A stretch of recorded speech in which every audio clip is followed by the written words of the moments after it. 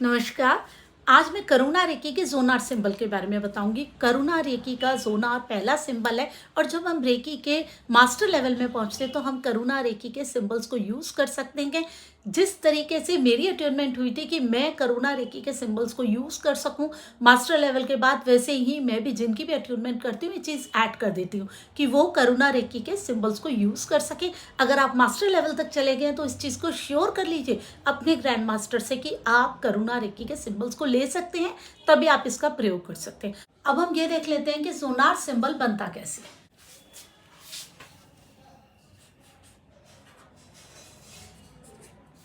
इसमें हम सबसे पहले इंग्लिश अल्फ़ाबेट का लास्ट अल्फ़ाबेट Z बनाएंगे, फिर इन्फिनिटी का साइन। देखिए, सिंपल आपने Z बनाना है, कुछ भी इसमें नया नहीं करना। ऐसे आप Z बनाते हैं जब बनाते हैं, कोई कंफ्यूजन नहीं है। अब जब आप इन्फिनिटी का साइन बना रहे हैं उसमें आपको ध्यान रखना है कि आपको कैसे, कहाँ से शुरू करना। आपको यहाँ नीचे से ऐसे करके एक राउंड बनाया, ठीक है, फिर दूसरा बनाया, फिर तीसरा बनाया, ठीक है, और फिर इसको ऐसे छोड़ दिया। मतलब ये कंटिन्यूटी में एनर्जी फ्लो कर रही है, वर्क कर रही है। ये बन गया ज़ोनार सिंबल। देखिए, जब आप ये बनाएंगे तो इसमें आपको ध्यान देना है कि आपको नीचे से स्टार्ट करने। एक यहाँ बनाया, ठीक है, इस तरीके से कंप्लीट करना है 3 बारी, फिर नीचे ऐसे इसको छोड़ देना। इस चीज़ का आप ध्यान रखेंगे, बिल्कुल नहीं भूलेंगे। थोड़ी सी प्रैक्टिस करेंगे, आ जाएगा। ऐसे बनता है ज़ोनार सिंबल। अब इसके बारे में समझिए आप, ये क्या सिंबल है। एक तो Z है जो कि इंग्लिश अल्फ़ाबेट का लास्ट लेटर है, मतलब आखिरी छोर तक जाना, और दूसरा इन्फिनिटी। इन्फिनिटी तो वैसे ही अपने आप में असीमता है। इसका मतलब ये सिंबल ही अपने आप में किसी भी चीज़ की गहराई तक, दूर तक ले जा रहा है। अब इसके नाम से, इसके जो ये बनावट है, इससे हमें काफ़ी चीज़ें समझ में आ जाती है। कोई भी चीज़ अगर हमें बिल्कुल अंत तक ठीक करनी है ना, गहराई से ठीक करनी है, कोई भी बीमारी, कोई भी सोच, कोई भी भावना जो कि गहराई से बैठ गई है और निकल नहीं रही, उसके लिए हम इसको यूज़ करेंगे। जो बड़ी बड़ी बीमारियां हैं जैसे कैंसर है, ट्यूमर है, वो अपने आप ही ये बीमारियां फैलती रहती है शरीर में और बहुत गहराई से इनकी हीलिंग करनी पड़ती है। इनके लिए जब आप हील करें तो आप ज़ोनार सिंबल को प्रयोग कर सकते हैं। और ज़ोनार सिंबल को हम लोग पास्ट लाइफ के लिए भी यूज़ करते हैं। देखिए, जो भी हमारे लाइफ में प्रॉब्लम्स हैं वो आई तो हमारे पिछले जन्म से ही है ना, हमारे पास्ट लाइफ से ही है ना। लेकिन थोड़ी बहुत प्रॉब्लम्स चलती हैं, लेकिन जब बहुत बड़ी कोई प्रॉब्लम हमारे जीवन में आ जाती है कि हम बड़ी कोशिशें कर रहे हैं, हम निकल ही नहीं पा रहे उस चीज़ से, और जो ये बड़ी बीमारियां होती हैं ना, वो भी पास्ट लाइफ से लेकर के ही हम आते हैं। एक्सीडेंट्स, बड़ी बीमारियां, ऐसी उलझन जो कि जीवन में सॉल्व ही नहीं हो रही, वो सारी चीज़ें हमारी पास्ट लाइफ कनेक्शन से जुड़ी हुई होती हैं। अब अगर हमें उन चीज़ों को तोड़ना है, ख़त्म करना है, उसकी नेगेटिविटी को ख़त्म करना है, ताकि जो भी हमें ये इन्फ्लुएंस आ रही है, इतनी सारी नेगेटिव, हम इसे हटा सकें, तो हम क्या करेंगे, तो हम ज़ोनार सिंबल का यूज़ करेंगे ताकि हम उस चीज़ की जो गहराई है, अंतरिम छोर है, वहाँ तक पहुँचे, उसको हील कर सकें, उस प्रॉब्लम को ठीक कर सकें। पास्ट लाइफ के हमारे कनेक्शंस, हमारी चीज़ें, हमारे संबंध कभी कभी हमें बहुत तकलीफ देने लग जाते हैं। कभी कभी ऐसी चीज़ें होती हैं जो कि हमने पिछले जन्मों में कर रखे हैं और वो हमें अभी भी परेशान कर रही हैं। तो हम ज़ोनार सिंबल डाल के कोशिश कर सकते हैं कि उन चीज़ों से हम धीरे धीरे मुक्त होते रहें, क्योंकि जो भी हमने कर्म किए हमें उन्हें भोगना तो पड़ेगा। बिना भोगे तो हम किसी भी चीज़ से मुक्त नहीं हो सकते। लेकिन जब हम ये ज़ोनार सिंबल डालते हैं तो कहीं ना कहीं हमें रास्ते मिल जाते हैं कि हम कैसे अपनी उन नेगेटिविटी से बाहर आ सकते हैं, अपने उन कर्मों को हम कैसे जल्दी से भोग के ख़त्म कर सकते हैं, उन नेगेटिविटी से हम फ्री होकर अपनी एक्चुअल पॉजिटिव लाइफ जी सकते हैं। इस चीज़ में हमें ज़ोनार बहुत बढ़िया काम करता है और सबसे ज़्यादा इसी के लिए इसे प्रयोग किया जाता है। अब देखिए क्या होता है, बच्चे बहुत नाजुक होते हैं, कोमल होते हैं, उनका मन बहुत कोमल होता है। अगर उनके साथ कुछ ऐसा हो जाता है, कुछ मारपीट, लड़ाई झगड़ा, सेक्सुअल असॉल्ट हो जाता है बचपन में, तो वो उन चीज़ों को, अपने हादसों को, या वो कोई क्राइम होते हुए अपनी आंखों के सामने देख लेते हैं तो वो भूल नहीं पाते। उन चीज़ों को दूर करने के लिए, वो जो सदमे में बच्चे होते हैं उसको दूर करने के लिए भी आप ज़ोनार का यूज़ कर सकते हैं। अब ये समझिए कि हम करुणा रेकी के सिंबल्स को यूज़ कैसे करें, ये भी बहुत बड़ी चीज़ है। हम उसी रेकी के जो सिंबल्स हैं जिनको हम यूज़ करते हैं, उनके साथ ही हम करुणा रेकी के सिंबल्स को यूज़ करेंगे।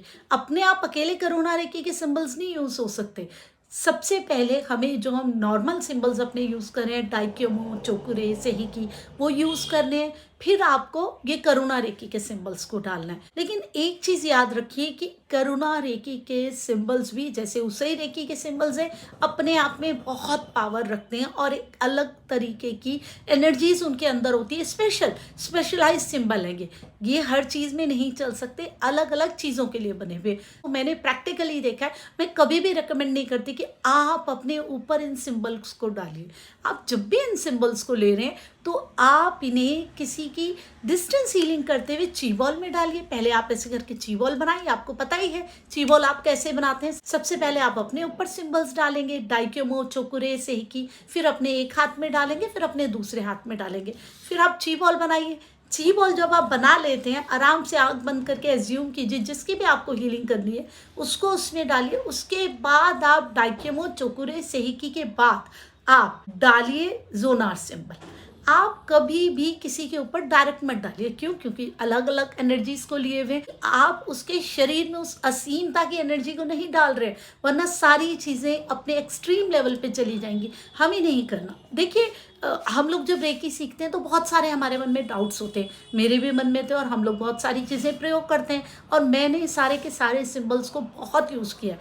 आप लोग भी जो नए नए सीख रहे होंगे, कर रहे होंगे, सालों से यूज़ करके मैंने यही चीज़ देखी है कि इसको हमें डिस्टेंस रेकी में ही यूज़ करना चाहिए। अपने शरीर पर हमें या किसी क्लाइंट के, पेशेंट के शरीर पे नहीं यूज़ करना चाहिए। हमें बेस्ट रिजल्ट्स तभी मिलते हैं जब हम डिस्टेंस रेकी में यूज़ करते हैं। और देखिए, रेकी जब भी मैं सिखाती हूँ मैं एक चीज़ बताती हूँ कि हमारे दो ऑरे, एक इंटरनल एक आउटर। इंटरनल ऑरा तो छोटा सा होता है हमारे शरीर की इतनी दूरी पर, आउटर ऑरा हमारा 5 से 8 फुट का होता है। एक व्यक्ति की हाइट 5-6 फुट के आसपास होती है।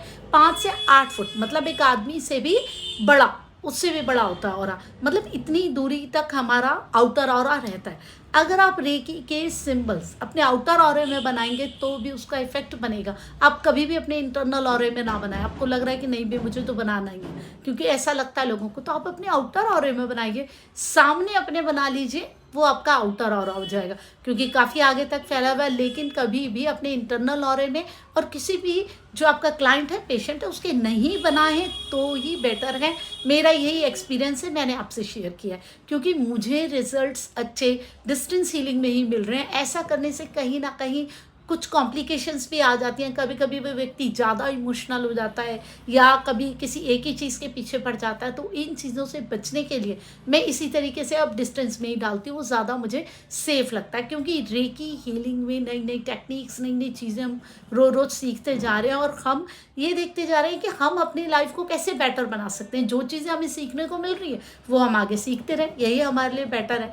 तो देखिए, जब भी हम कोई भी सिंबल यूज़ करते हैं, चाहे हम उसई रेकी के करें चाहे हम करुणा रेकी के करें, लेकिन एक चीज़ सबसे इंपॉर्टेंट होता है आपका एनर्जी लेवल। सबसे पहले तो आपका एनर्जी लेवल अच्छा हो, आप डेली अपनी हीलिंग कर रहे हो, और जब आप अपनी हीलिंग कर रहे हो तो ये देखिए कि आप जो भाव से कर रहे हैं, आपका जो सबकॉन्शियस माइंड है वो पूरी तरीके से कनेक्ट होना चाहिए। आपकी एनर्जी पूरी तरीके से फोकस होनी चाहिए, कनेक्ट होनी चाहिए जो भी चीज़ आप कर रहे हैं। क्योंकि अगर आपका कनेक्शन अच्छा होगा ना, तो आपके सारे सिंबल्स अपनी बढ़िया एनर्जीज में काम करेंगे। अगर आपका कनेक्शन ठीक नहीं होगा, आपकी एनर्जीज लो होगी, आप डेली यूज ही नहीं कर रहे हैं अपनी हीलिंग, और अब कहीं ना कहीं बस इन सिंबल्स को कभी कभी यूज़ करना है तो आप ची बॉल बना के कर लेते हैं, तो आपको वैसे बेस्ट रिजल्ट्स नहीं मिल सकते। क्योंकि सबसे पहले आपको अपनी एनर्जी पे काम करना है, अपनी खुद की रेकी पे काम करना है, और उसके बाद आप जब रेकी करेंगे फिर आप ची बॉल में इन सिंबल्स को ले सकते हैं। उसके बाद इन सिंबल्स का काम आता है।